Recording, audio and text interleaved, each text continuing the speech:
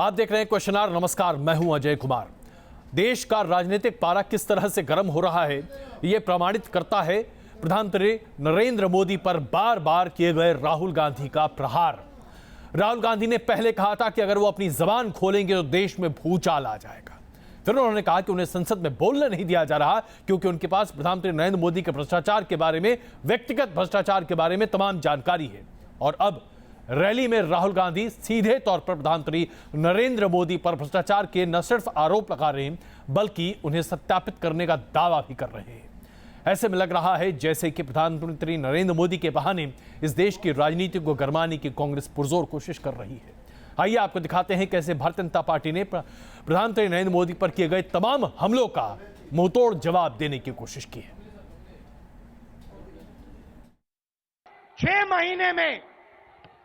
6 महीने में 9 बार सहारा के लोगों ने अपनी डायरी में लिखा है कि हमने नरेंद्र मोदी जी को पैसा दिया है।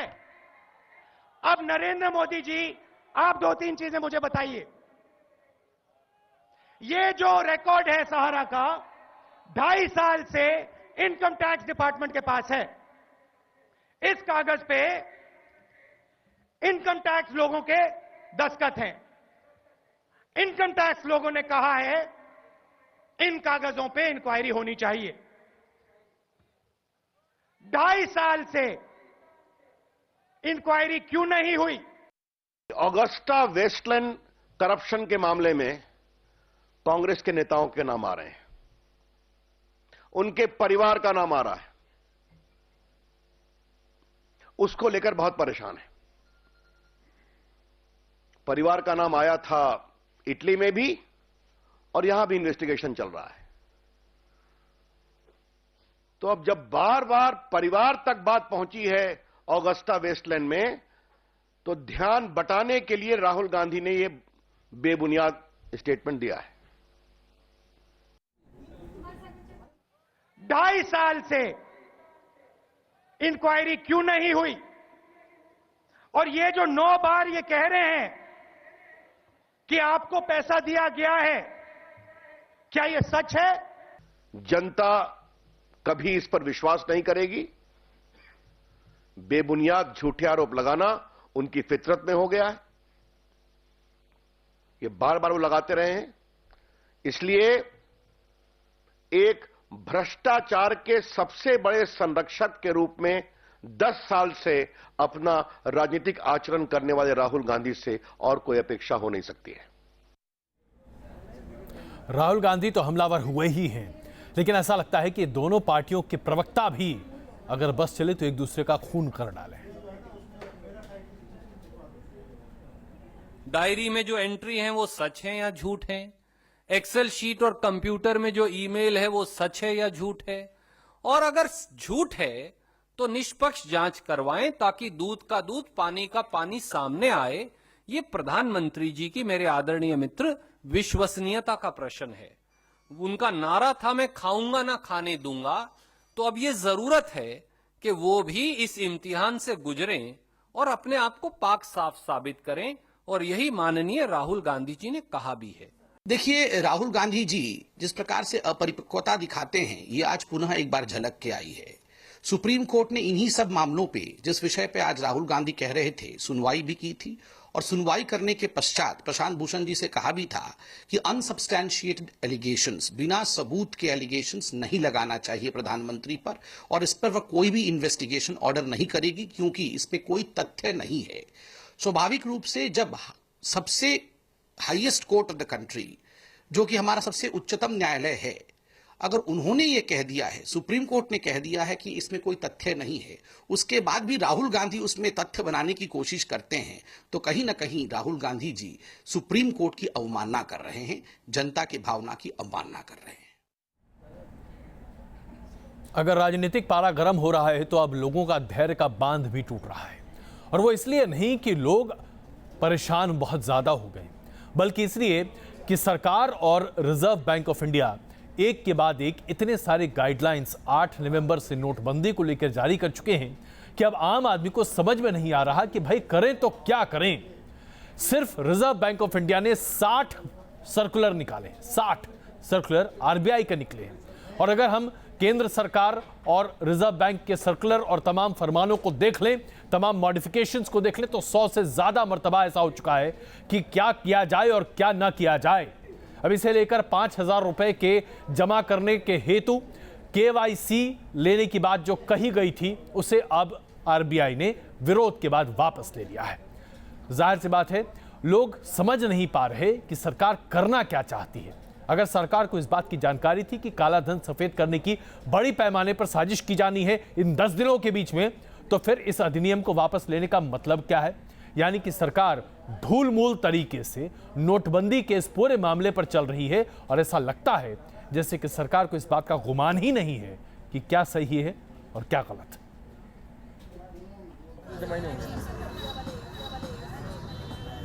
नोटबंदी के ऐलान के बाद से 1.5 महीना गुजरने को है। नोटबंदी के 1.5 महीने में सरकार ने तकरीबन 60 बार नियम बदले।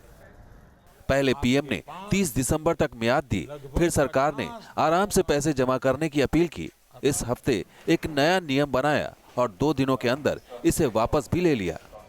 सोमवार को आए नियम के मुताबिक पुराने नोटों में 5,000 से ज्यादा की रकम एक बार ही जमा कराई जा सकेगी। बुधवार को अधिसूचना आई कि 5,000 से ज्यादा की रकम कई बार जमा कर सकेंगे। सोमवार को नियम था कि 5,000 से ज्यादा की रकम जमा करने पर बैंक के 2 अधिकारी पूछताछ करेंगे। बुधवार को अधिसूचना आई कि बैंक कोई पूछताछ नहीं करेगा। बुधवार को जो नियम नहीं बदला उसमें सिर्फ ये था कि पुराने नोट केवाईसी वाले खाते में ही जमा होंगे। बगैर केवाईसी वाले खातों में 50,000 से ज्यादा की रकम जमा नहीं की जा सकेगी।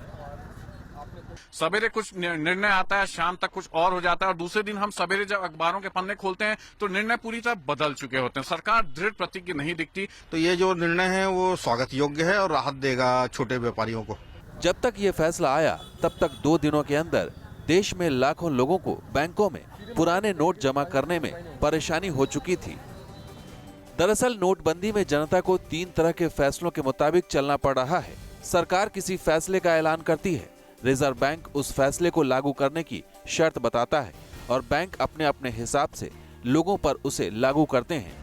ऐसे में देश की जनता भ्रष्टाचार से लड़ाई के नाम पर नोटबंदी की तमाम मुश्किलें तो झेल रही है, लेकिन सरकार के कुछ बदलते नियमों ने जनता की दुश्वारियों को कम करने की बजाय उसे बढ़ा दिया है। Team news nation. अब जरा सोचिए, नोटबंदी के इस पूरे मामले पर नियमों में फेरबदल कितना हो चुका है। जैसा कि हमने आपको बताया, 8 नवंबर से अब तक आरबीआई ने अधिनियम जारी कर 60 बार अपने ही नियमों को बदला है। 60 दिन भी नहीं गुजरे साहब, लेकिन 60 बार आरबीआई का नोटिफिकेशन आ चुका है। पैसा जमा करने, निकलवाने, उसके तमाम तरीके पर इतने अभी तक सरकारी नियम आ चुके हैं कि उसके बारे में क्या कहा जाए। कौन सी रियायत कहां मिलेगी, क्रेडिट कार्ड पर क्या क्या जाना चाहिए, कितने पैसे आप निकाल सकते हैं, कितने नहीं निकाल सकते, कौन कौन सा ट्रांजैक्शन फ्री है, किस पर पैसा लगेगा। अगर आप वाकई में जानने लगेंगे तो शायद आप अपने किसी चार्टर्ड अकाउंटेंट से भी ज्यादा जानकार हो जाएंगे। और उसके ऊपर से बैंक की एक तरह से हाराकीरी ये तो प्रदर्शित करती है जैसे कि आम जनता ना हुई एक बकरा हो गया जिसे हर कोई हलाल करना चाहता है। आरबीआई ने जब 5,000 रुपए से ज्यादा की पुरानी राशि को जमा करने के नाम पर पूछताछ का नियम बनाया और उसके बाद उससे पलट दिया, तो ऐसे में तमाम बैंक भी अब समझ नहीं पा रहे हैं कि उन्हें क्या करना चाहिए। बैंक यूनियन ने भी स्पष्ट तौर पर अब कहा है कि भाई साहब तौबा कीजिए, हमारे ऊपर रहम कीजिए। आप तो आदेश पारित कर देते हैं, पालन हमें करना पड़ता है।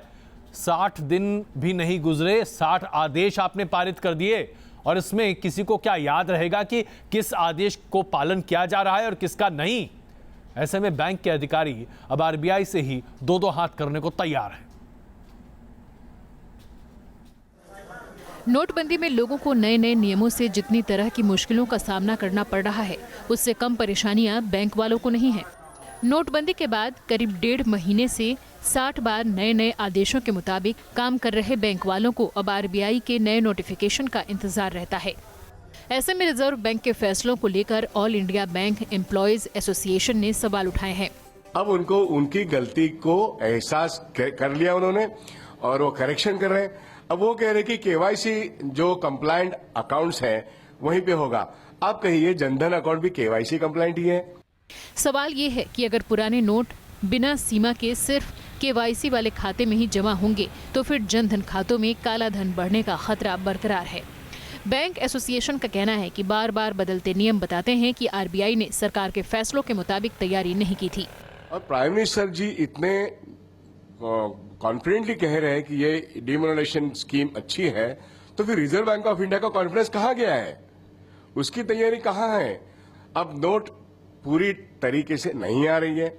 अब देखिए आप, दिन में 2-3 बार बैंकों की गाड़ियां रिजर्व बैंक ऑफ इंडिया के करेंसी के पास रहती है और कैश मिलती नहीं है, तो फिर बैंकों को कैश नहीं मिलेगी तो एटीएम में कैश कहाँ मिलेगी? नोटबंदी के बाद देश में कई जगह बैंक वाले करप्शन करते पाए गए हैं, लेकिन बैंक कर्मचारी संघ का कहना है कि नोटों की कमी की वजह से बैंक कर्मी दबाव में काम कर रहे हैं और अगर रिजर्व बैंक कैश की कमी दूर नहीं करता है तो हड़ताल हो सकती है। 2 और 3 तारीख जनवरी को हम देश के सारे राजधानियों में धरना करेंगे और हो सके नहीं सुनती है रिजर्व बैंक ऑफ इंडिया तो हम 1 दिन की हड़ताल जनवरी महीने के आखिरी दिन करेंगे, आखिरी हफ्ते में करेंगे।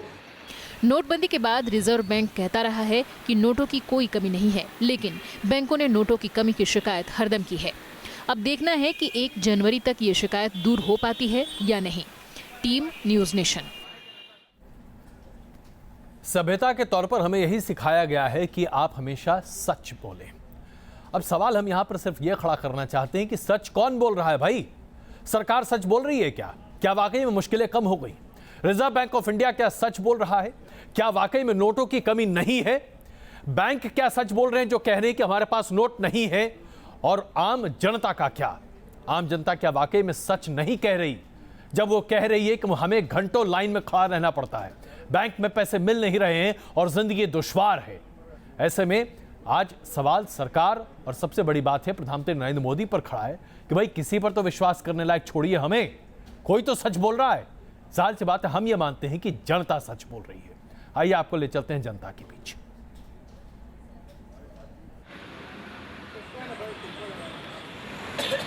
पुराने नोटों को बैंक में जमा करने के लिए सरकार के नियम ने लोगों को बैंक की ओर दौड़ने पर मजबूर कर दिया।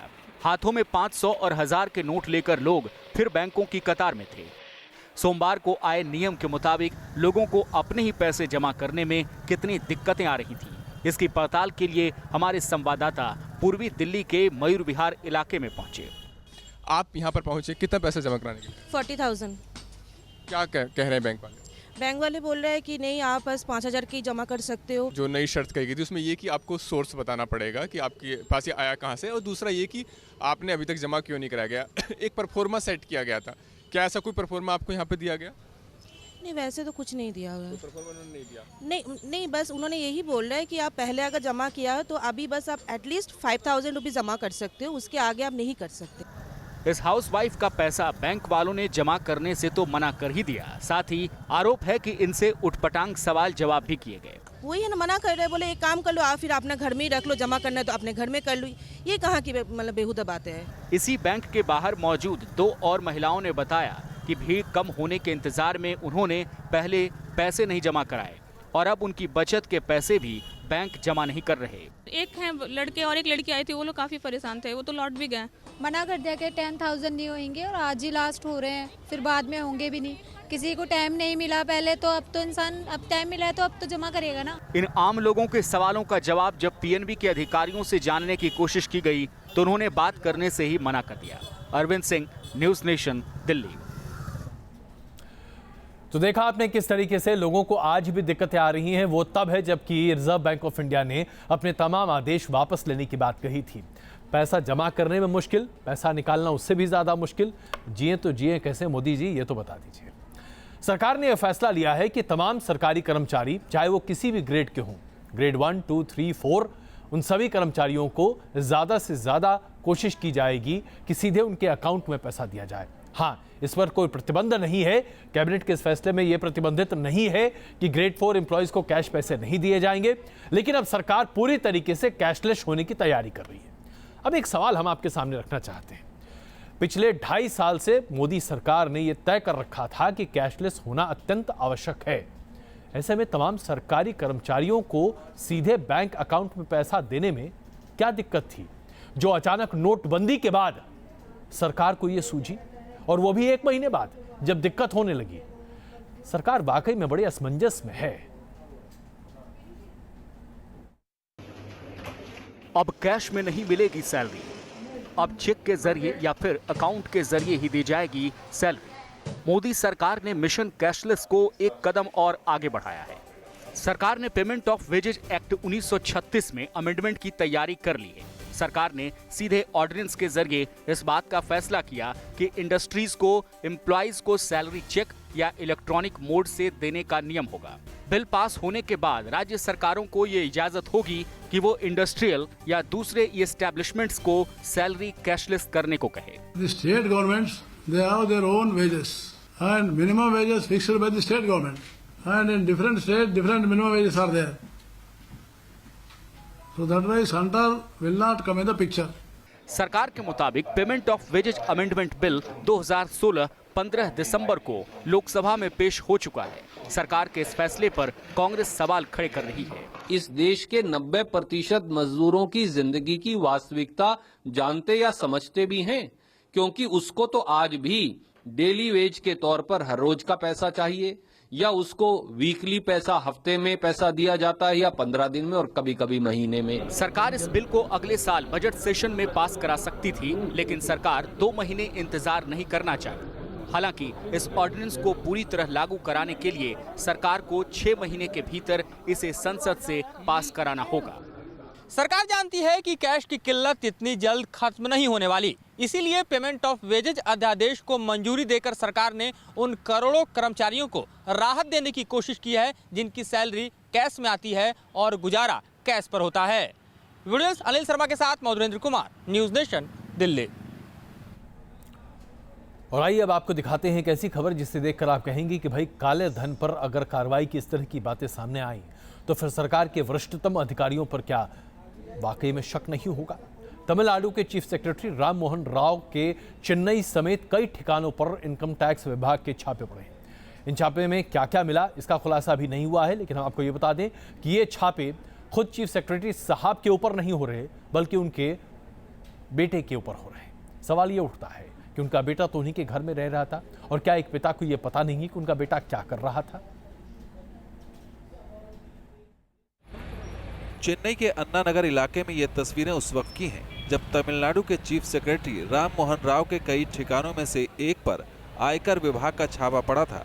चेन्नई के अन्ना नगर के इस घर के अलावा राम मोहन राव के कई और ठिकानों पर भी इनकम टैक्स के छापे पड़े थे। तमिलनाडु में मुख्य सचिव राम मोहन राव के घर में सुबह 5:15 से छापा आईटी लगा रहा है, और देख सकते हैं ये है राम मोहन राव का घर अन्ना नगर में, जहां पे आईटी विभाग, और बताया जा रहा है कि एनफोर्समेंट डायरेक्टरेट भी यहां पे है। तो हम यहां ये कह सकते हैं कि यहां से 8 जगह मतलब राम मोहन राव के चेन्नई में 8 जो प्रॉपर्टीज हैं, जो उनके रिश्तेदार के घर हैं, सभी जगह 8 जगहों में यहाँ पे रेड लगाए जा रहे हैं, और 2 जगह आंध्रा में भी रेट बताए जा रहे हैं, क्योंकि इनके कॉन्टैक्ट्स आंध्रा में भी हैं। सूत्रों के मुताबिक ये बताया जा रहा है कि राम मोहन राव के बेटे का संबंध शेखर रेड्डी और श्रीनिवास रेड्डी के साथ था, और शेखर रेड्डी और श्रीनिवास रेड्डी, आपको याद रहेगा कि पिछले हफ्ते इनके घर में 170 करोड़ के गोल्ड सोना और 130 करोड़ का कैश भी इनके घरों से बरामद किया गया था। आपको बता दें कि तमिलनाडु के chief secretary P Ram Mohan Rao 1985 batch के IAS अफसर हैं, जो पहले विजिलेंस कमिश्नर का पद भी संभाल चुके हैं। राव के बेटे पर कारोबारी शेखर रेड्डी से नजदीकी का आरोप है। शेखर रेड्डी के घर नोटबंदी के बाद हुई कार्रवाई में करोड़ों की नकदी और 127 किलो सोना मिला था। ये पहला है तमिलनाडु में सिटिंग चीफ सेक्रेटरी के घर में रेड किया जा रहा है। With video journalist Parthasarathy, Shri Prapanch, news nation, Chennai. नोटबंदी के बाद आलम यह हो गया है कि अब ऐसा बताया जा रहा है कि लोग गंगा में अपने पुराने नोट फाड़ कर फेंक रहे हैं। उत्तराखंड के हरिद्वार की ये तस्वीरें आप देख रहे हैं, जहां एक व्यक्ति को पुलिस ने उस वक्त गिरफ्तार किया जब वो गंगा में पुराने नोट बहा रहा था। आरोपी शख्स के पास 500 और 1000 रुपए के नोट मिले हैं। पुलिस को आरोपी युवक के पास से 4.25 लाख रुपए के नोट बरामद हुए हैं। पुलिस के पहुंचने से पहले तकरीबन 30,000 रुपए ये व्यक्ति गंगा में बहा चुका था और उसके बाद भी और पैसे बहाने की तैयारी में था। ये पैसा किसका है, कहां से आया, इसके बारे में अभी जानकारी उपलब्ध नहीं है, लेकिन चलिए कम से कम नदी में कुछ काला धन बहकर सफेद जरूर हो गया। दुनिया ये इस खबर देखकर दंग रह गई थी कि कैसे तुर्की में रूस के राजदूत को सरेआम गोली मारी जा सकती है। आइए आपको दिखाते हैं कैसे तुर्की के अंकारा में रूस के राजदूत को जब गोली मार गई उस वक्त क्या हुआ। उस वक्त का सीसीटीवी फुटेज ये प्रदर्शित करता है कि अगर किसी भी देश के सुरक्षाकर्मी अपना दिमाग या अपना आपा खो बैठें तो बहुत कुछ कर सकते हैं, जो कि उस देश की साख दुनिया भर में गिरा सकती है।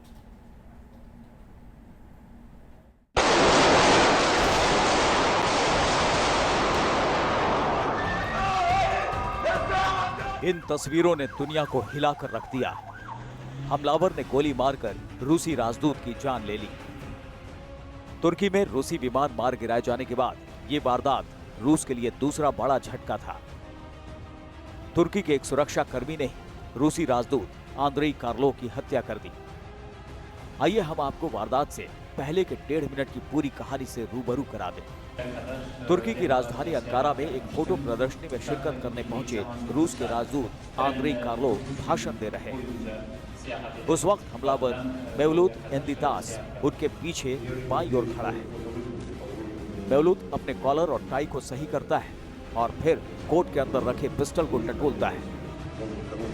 इस दौरान आंद्रेई कार्लोव तुर्की और रूस संबंधों पर ट्रांसलेटर की मदद से बोल रहे हैं। अब मेवलूत अपनी पोजीशन बदलकर दाईं ओर जाकर खड़ा हो जाता है। तकरीबन 20 सेकंड के बाद मेवलूत फिर से कोट में छिपी हुई पिस्तौल को टटोलता है और सामने देखने लगता है। सुरक्षा कर्मी होने की वजह से उसकी इन हरकतों पर किसी को कुछ शक नहीं हुआ। किसी को भी नहीं पता था कि अगले ही पल क्या होने वाला है। अगले 30 सेकंड तक मेवलूत कभी सामने देखता है तो कभी चारों ओर देखकर मौके की तलाश करने लगता है। फिर अचानक वो हुआ जिसकी किसी ने कल्पना भी नहीं की होगी। मेवलूत ने पिस्तौल निकाली और आंद्रेई कार्लोव पर ताबड़तोड़ गोलियां दाग दी। गोली लगने से कार्लोव वहीं गिर गए और हमलावर मेवलूत एंदितास पिस्तौल लहराकर चिल्लाने लगा। वो अलेप्पो शहर और सीरिया की बात कर रहा था। हालांकि फौरन सुरक्षा बलों ने हमलावर को भी मार गिराया। Team news nation.